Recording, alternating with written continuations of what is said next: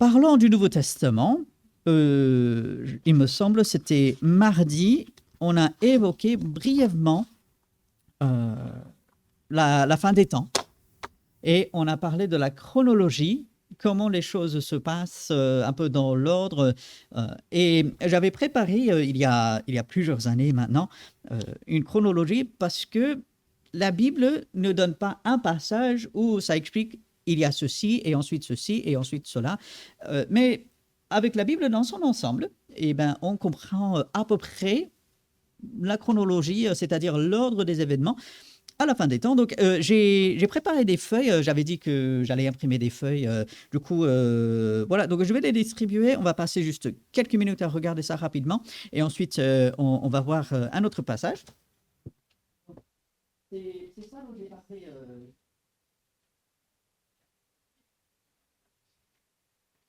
J'en ai donné sûrement dans le passé. C'est possible. Oui, je pense. Oui.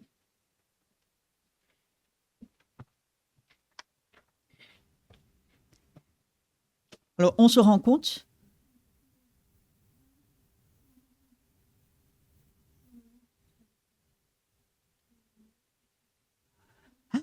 Oui, ah oui, ben merci, effectivement.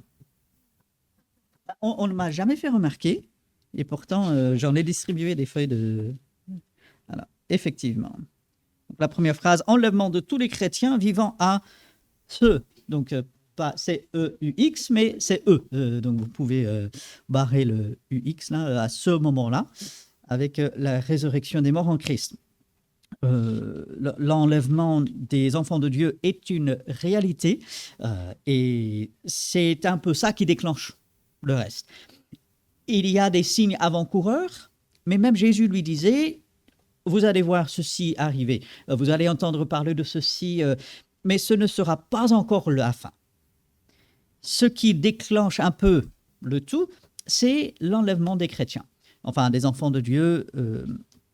Et avec l'enlèvement des enfants de Dieu, ceux qui sont vivants, ceux qui étaient déjà morts, ben, là, il y aura la période de la tribulation.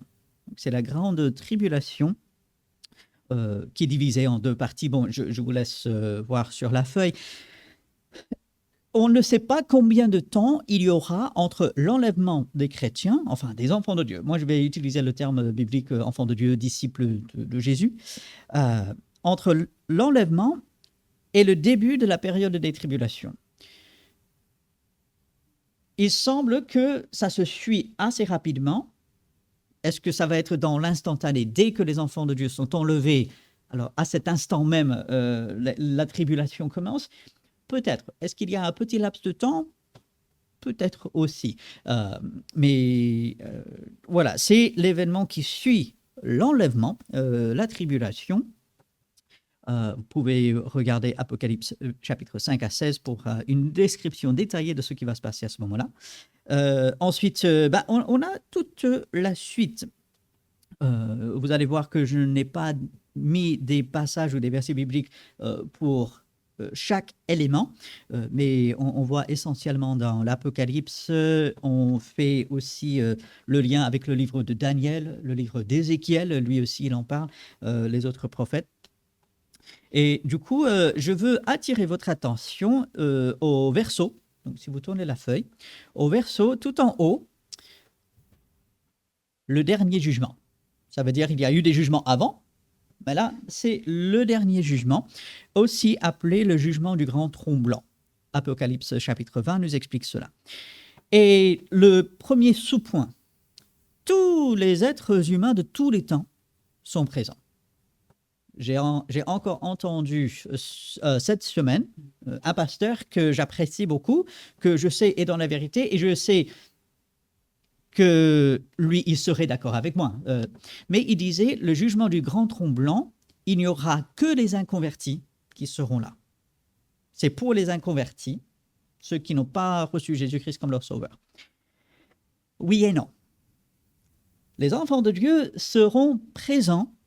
Mais comme vous voyez sur la feuille, le deuxième point, les chrétiens, les enfants de Dieu, ayant déjà été examinés au tribunal de Christ, on sera que des spectateurs. On sera présent. Donc voilà, quand j'entends le tribunal de Christ, il n'y aura pas d'enfants de Dieu. Si, je regrette, la Bible montre que tout le monde est là, sans distinction. La distinction, c'est que nous, on sera là uniquement en tant que spectateurs, parce qu'on aura déjà reçu nos récompenses plus tôt. Donc, j'avoue, c'est un détail. Voilà. Mais soyons justes, soyons clairs, soyons précis dans ce qu'on dit. Donc, si vous entendez le jugement du grand tronc blanc, il n'y aura que des inconvertis présents, vous pouvez emmener ces personnes dans Apocalypse chapitre 20 pour leur montrer. Et ensuite, on a, on va dire, la fin de ce siècle, de cette ère telle que nous le connaissons. Donc, renouvellement de la terre et des cieux, Nouvelle Jérusalem, et ensuite, on vit avec Dieu dans sa Trinité, dans sa perfection, pour l'éternité. Donc, ça, c'est la chronologie de la fin des temps. C'est ce que la Bible nous explique. On n'a pas tous les détails. Il y a encore certains mystères. Et voilà pourquoi on attend et on a hâte d'y être pour voir comment ça va se passer. Donc, voilà. Du coup, vous gardez précieusement. Et si jamais par la suite vous avez des questions, n'hésitez pas. Vous pouvez venir me voir après. Si vous vous souvenez, la semaine dernière, nous avons parlé de l'adoption. L'adoption, comme quoi nous avons été adoptés dans la famille de Dieu. Et ça implique plusieurs choses dont on a vu la semaine dernière. Ça veut dire qu'on était dans une autre famille avant. Donc, on n'appartenait pas à Dieu. Même si on était ses créatures, on n'appartenait pas à Dieu. Et maintenant, on est passé dans sa famille. On a notre place dans la famille de Dieu, puisque Dieu nous a adoptés, et c'est merveilleux. Donc, quelques voix, que ce soit qui essaient de nous convaincre qu'on n'a pas notre place avec les enfants de Dieu, si on est enfant de Dieu, cette voix nous ment. Et donc, l'adoption, c'est vraiment quelque chose de formidable qui nous encourage, qui nous fait avancer, qui nous fait tenir debout et dire j'ai ma place. Ce n'est pas grâce à moi, c'est grâce à Dieu. C'est lui qui m'adopte. C'est le Saint-Esprit qui fait cette œuvre de me placer dans la famille de Dieu au moment du salut. Il est intéressant, l'adoption, on n'en parle que dans le Nouveau Testament. Et c'est presque exclusivement le Saint-Esprit qui fait l'adoption. Il y a un verset dans Romains chapitre 9 qui parle des enfants d'Israël qui ont reçu l'adoption donc, dans l'Ancien Testament. Donc c'est Dieu qui a adopté finalement Abraham et le peuple juif pour en faire son peuple. Mais à part ce verset dans Romains, tous les autres versets parlent de notre adoption en tant qu'enfant de Dieu dans la famille de Dieu. Oui.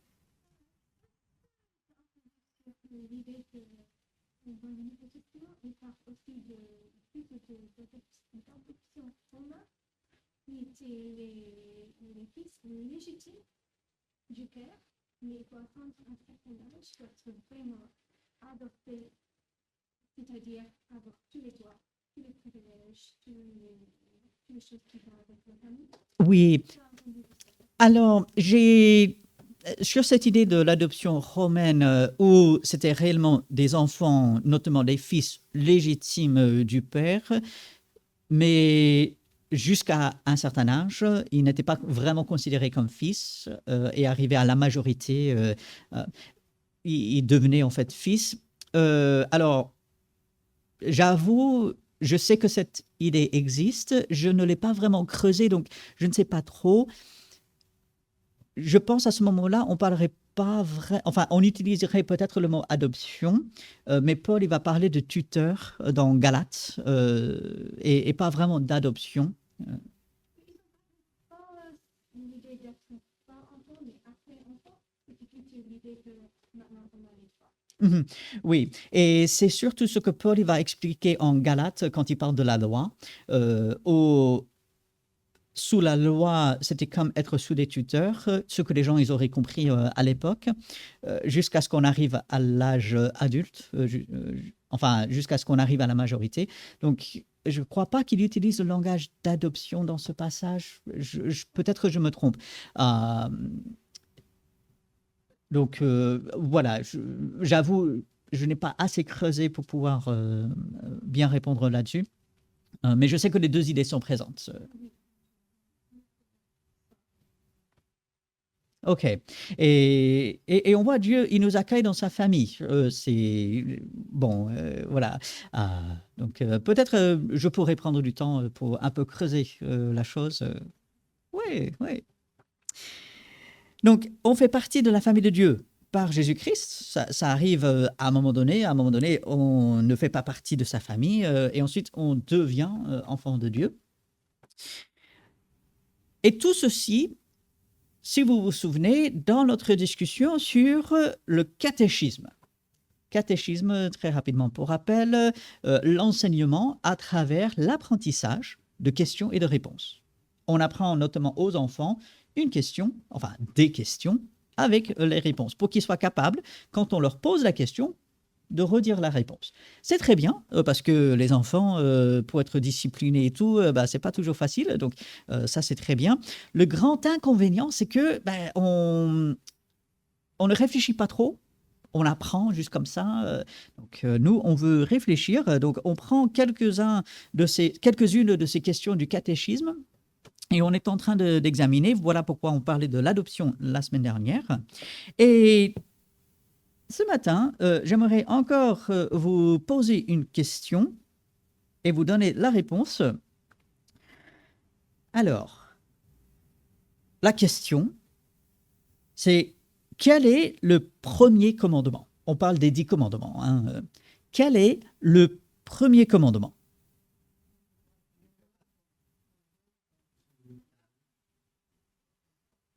Ok. Non, on parle des 10 commandements que Dieu a donnés à Moïse sur le mont Sinaï. D'accord? Quel est le premier des 10 commandements?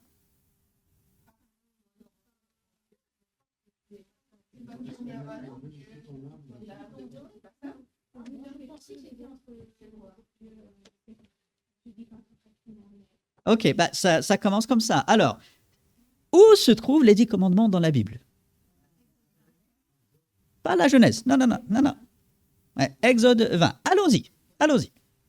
Les 10 commandements, parce que voilà, c'était une chose fondamentale dans la vie du peuple juif.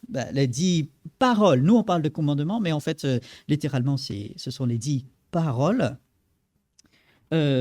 C'était la base de la loi, écrite du doigt de Dieu. Alors, ça me fascine toujours. Il y a cette phrase, je ne crois pas que c'est dans Exode, c'est peut-être dans Deutéronome, que écrit du doigt de Dieu. C'est extraordinaire.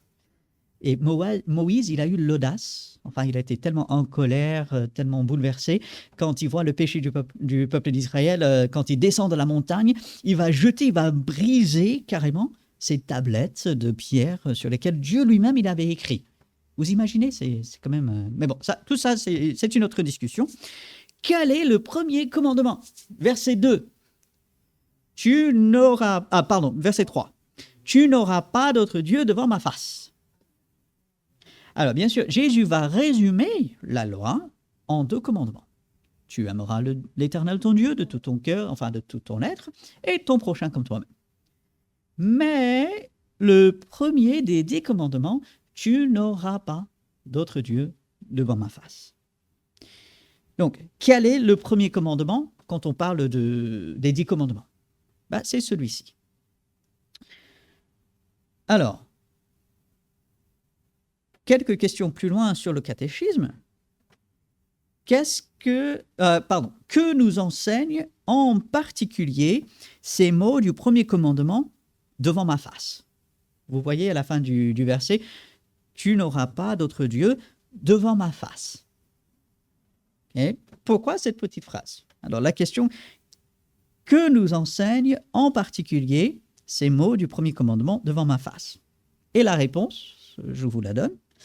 Les mots devant ma face, dans le premier commandement, nous enseignent que Dieu, qui voit toutes choses, prend garde au péché de ceux qui ont quelque autre Dieu que lui et que ce péché lui déplaît extrêmement. En disant devant ma face, Dieu, où est-il?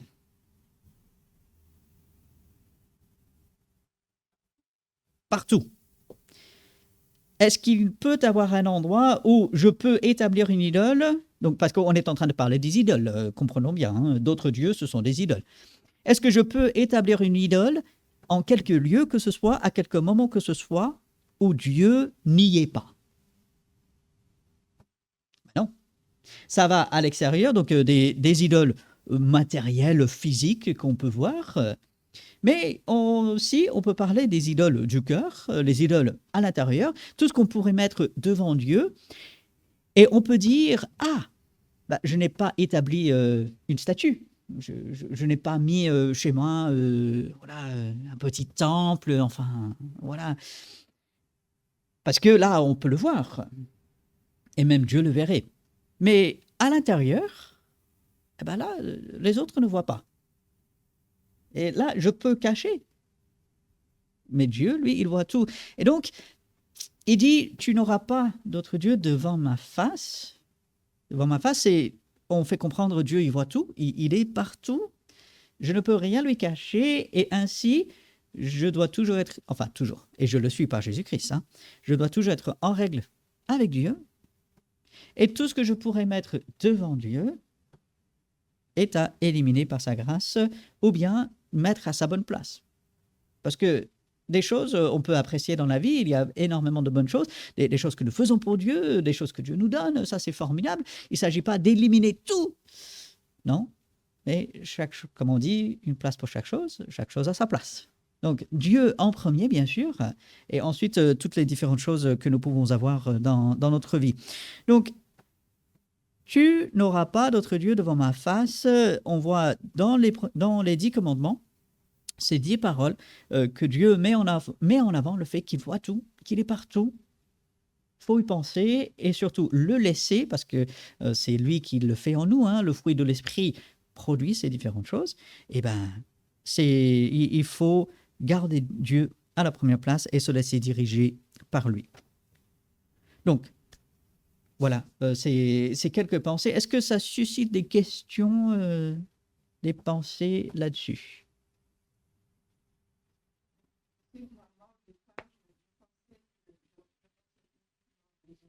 Ok, oui. Oui, les statues.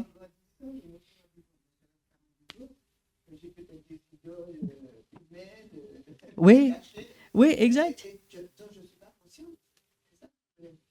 Oui, mais finalement, oui, on peut avoir ces choses, même David, il va dire, pardonne-moi les choses que j'ignore.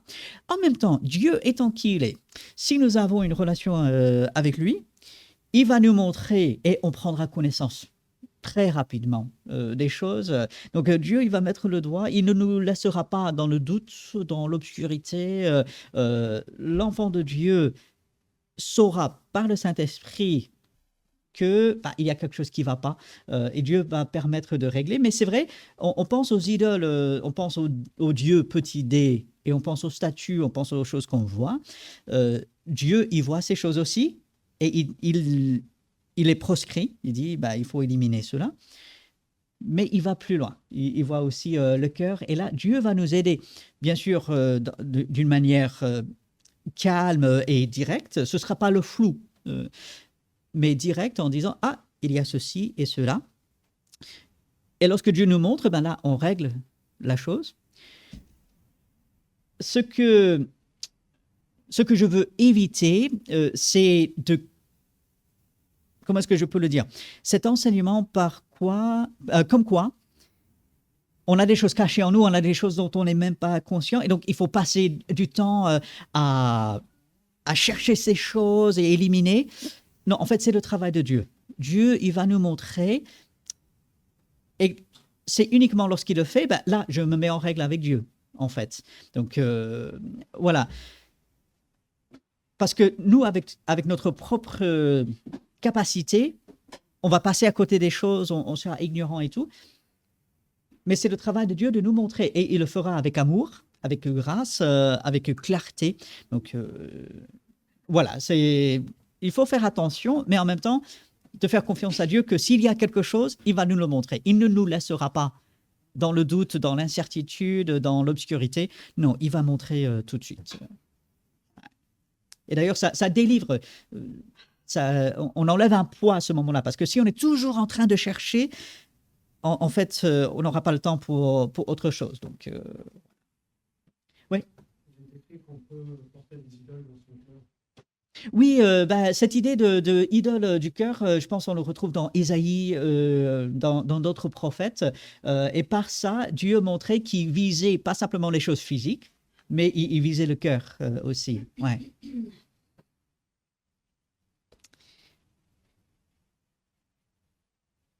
Bien. Alors, une dernière chose, c'est avec ces 10 commandements, les 10 paroles en fait de Dieu, vous allez remarquer, Dieu, il parle à son peuple, mais les verbes sont au singulier. Tu. Ouais. Ce n'est pas... Bon, c'est pour le peuple, hein, mais c'était vraiment chacun individuellement. Il ne s'agit pas, ah oui, cette personne ne doit pas avoir d'autres dieux devant la face de Dieu. Ah, tel ou tel, tel enfant, il doit obéir à ses parents. Hein. Honore ton père et ta mère. Oui, toi, là-bas, oui, oui. Non, non, c'est... moi. Et la façon de Dieu de cibler, bon, il parle au peuple, hein, mais de cibler vraiment tu, toi. C'est vraiment très à la fois pratique, individuel. Donc, prenons ça à cœur et Dieu nous aide. Et comme Jésus a fait, il résume toute la loi en 2 commandements. Aime ton Dieu avec tout ce que tu as, tout ce que tu es. Aime ton prochain comme toi-même. Et on s'aime pas mal. Hein. Et donc, ainsi, aimons-nous les uns les autres. Aimons Dieu d'abord, aimer son prochain après. Bien. Et après tout ça, eh bien, nous allons prier pour demander l'aide de Dieu et ensuite on aura quelques minutes pour nous lever, pour nous saluer avant de passer au culte. Oui, Seigneur, nous te remercions pour ton amour dont tu nous as aimés en premier. Merci d'avoir révélé les choses dans ta parole. Merci de nous accueillir dans ta famille. Merci même pour les commandements que tu nous donnes pour notre bien, pour ton honneur et pour ta gloire. Seigneur, aide-nous, fortifie-nous, garde-nous en paix, Seigneur.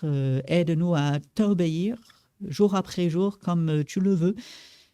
Donne-nous la capacité de le faire, Seigneur, afin que, en toute chose, tu sois exalté. En ton nom. Amen.